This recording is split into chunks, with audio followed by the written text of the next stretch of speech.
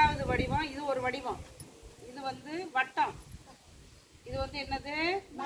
வட்டத்துக்கு மையப்புள்ளி மட்டும்தான் உண்டு. இந்த பாரு, நம்ம வந்து கவராயத்தில் வச்சு பென்சிலை வச்சு இப்படி மாதிரி வரைவோம். இந்த கவராயத்தோடைய கூறு தான் இந்த குச்சி, இந்த பென்சில் தான் இந்த குச்சி. இப்போ வரையும் போது இந்த மாதிரி வரையும் போது இங்கே பாருங்க,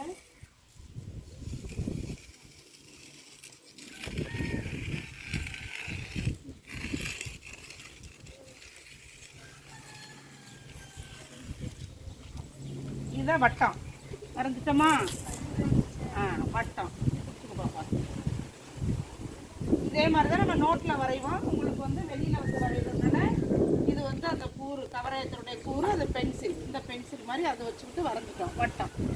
வட்டத்துக்கு என்ன இருக்குது? மையப்புள்ளி இருக்குது. இதுக்கு பேர் மையப்புள்ளி. இதுக்கு பேர் என்ன? மையப்புள்ளி. வேற எதுவும் கிடையாது. இந்த வட்டத்தில் எண்ணற்றனா அதிகமான கோடு வரையலாம். கோடுனா எப்படி? இந்த மையப்புள்ளியிலேருந்து ஒரு வட்டத்தை வந்து அந்த புள்ளியில தொட்டுச்சு அப்படின்னா அதுக்கு பேரு ஆரம். எண்ணற்ற ஆரங்கள் வரையலாம். ஆனா மையப்புள்ளியிலேருந்து தான் வரையணும். இந்த மையப்புள்ளியிலேருந்து தான் வரையணும். இது மாதிரி இதுக்கு பேரு ஆரம். இதுக்கு பேர் என்ன? ஆரம். எண்ணற்ற ஆரங்கள் வரையலாம். ஓகே. அடுத்தது இந்த மையப்புள்ளியை தொடணும். ஒரு வட்டத்தை நேரா இந்த வட்டத்துல ஒரு புள்ளியில தொட்டு இந்த மையப்புள்ளி வழியா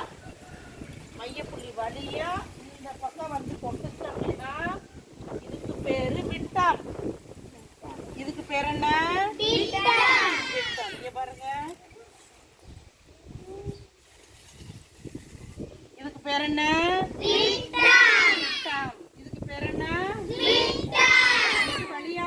மையப்புள்ளி வழியா போறதுக்கு பேரு தான் விட்டம். மையப்புள்ளி வழியா போறதுக்கு பேரு தான் விட்டம்.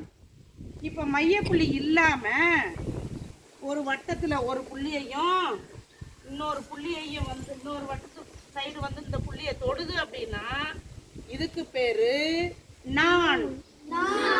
பேர் என்ன? நான். ஏன்னா மையப்புள்ளியை தொடல, தொட்டா தான் விட்டம். தொடாம இருந்துச்சுன்னா அதுக்கு பேரு. இதுதான் வட்டத்தினுடைய பண்புகள். வட்டம் இப்படிதான் வரையணும். அதுதான் எல்லாரும் இந்த பிக்சர்லாம் வரையணும். இந்த மாதிரி மற்ற ஒன்றுக்காடு தெரிஞ்சுக்கணும் வட்டம் எப்படி வரைகிறது அப்படின்னா. வட்டத்துக்கு முனைப்புள்ளி இல்லை, பக்கம் இல்லை, எதுவுமே கிடையாது. மையப்புள்ளி மட்டும்தான் இருக்கு. இது 3 சென்டிமீட்டர்னா 3, 4 சென்டிமீட்டர்னா 4. அது மாதிரி எடுத்து இதை கூரை அப்படி நோட்டில் அப்படி வச்சுக்கிட்டு இதை திருப்பக்கூடாது. இதை மட்டும்தான் சுற்றி வரணும்.